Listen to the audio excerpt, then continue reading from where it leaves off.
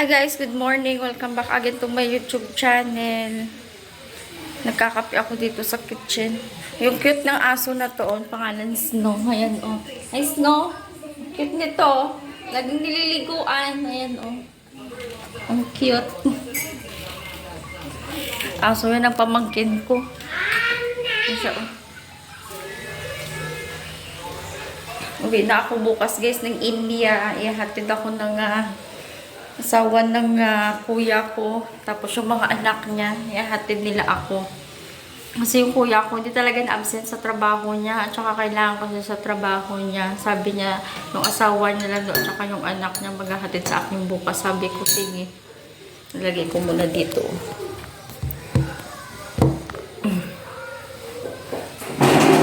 Ito yung kape ko. Hindi masyadong mainit to.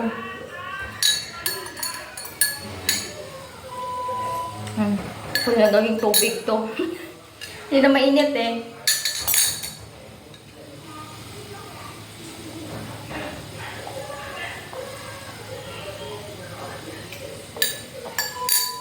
Dilim.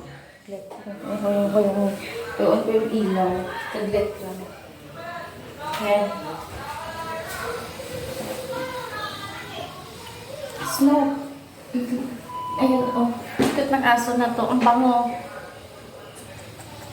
Ayan, ang bango. Kulit nito. Ano guys, 3 months din ako dito mahigit sa Pinas. Umuwi kasi ako May 10. Ngayon is August, August 15. Bukas yung flight ko pauwi ng India. Cute talaga ng aso na to. Ang bango eh. Laging nililigo. Parang hindi amoy aso. Parang amoy teddy bear. Yung baby. Napaka-cute. Sabi mo, dali mo sa India to. Bawal nga lang magdala ng pet pag walang permit, diba? 2 months ako mahigit sa province namin. Sama ko yung magulang ko. Tapos nagpagawa ako ng kwarto ko doon kasi nga nasira na. Yung kasi bango niya. Hindi na amoy ko. Makinig dito si Snow.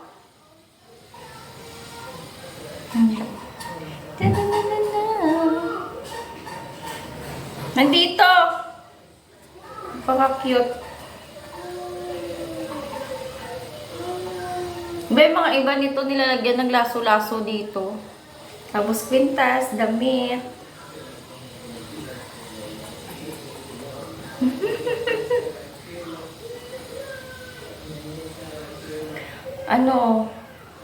Saan ba ako doon sa topic ko? Kasi ako dun sa aso na to eh. O yan, pala cute niya.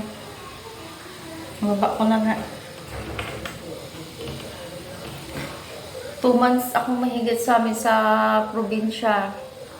Kasama ko yung nanay ko at saka tatay ko. Tapos napagawa ko ng kwarto ko doon kasi sira na. Ulit-ulit.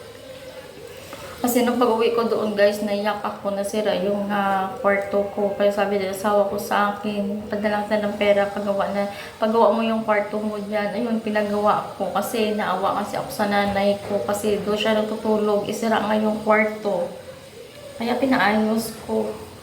Bago naman ako umalis doon sa amin sa probinsya. Nilagyan ko sila ng signal para may sila yung signal sa TV, yung para siyang cable para may sila, may tawag doon, may sa Tagalog, para hindi ko siya pag sa Tagalog, pero sa aming mga Ilonggo para may may kalingawan. Iwan ko, mag-comment na lang kayo dyan sa baba kung nasa isip ko na pero hindi ko masabi. Ayun, para lagi sila nanonood ng TV, para hindi sila maboring kasi dalawa na lang sila doon sa bahay. Yung kapatid ko kasi nabunso, may bahay na. Pagawa siya ng bahay. Pero doon malapit sa amin, tinulungan ko rin yun ng bahay niya. Kasi mas maganda kasi pag nakabukod ka. Yun, masakit sa pag nakaasawa ka ng ibang lahi, tapos pagbalik mo, lalayo ka na naman sa sa pamilya mo. Diba? Pero darating talaga sa point na hindi naman lahat ng oras nasa tabi tayo ng magulang natin. Kape-kape ako dito.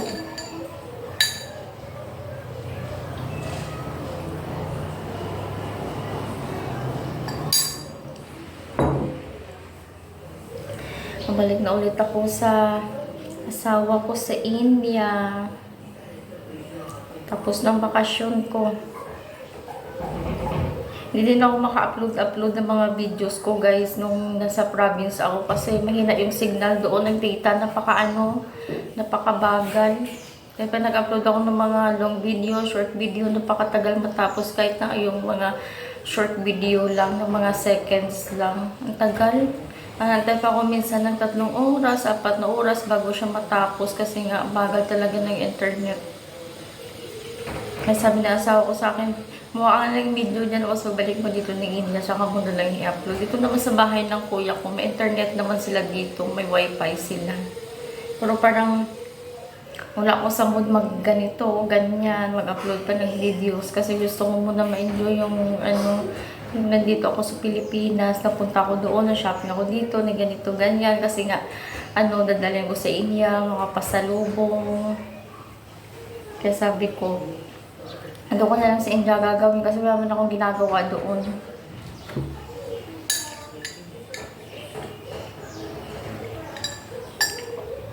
Sarap ng kape ay. Ito ko na nilagay kasi nawawala yung doon, yung tasang. Baka nandoon yung sa kwarto ng kuya ko. Nakakape kasi yung minsan. Ay, babalik na talaga ako sa India bukas. Masaya na na malungkot. Iwan ko masaya na malungkot, ano daw yun? Hindi nga kasi nga, di ba, mapapalayo ka sa pamilya mo, pero kasama mo naman yung asawa mo. Ayan guys, that is for today's video. I-share ko rin sa inyo yung aking story. Kasi babalik na ako ng India. Bakit na ako nakapag-upload ng video. Ilang months ako dito sa sa Pilipinas. Thanks for watching everyone. So, in my next video, God bless all. Bye!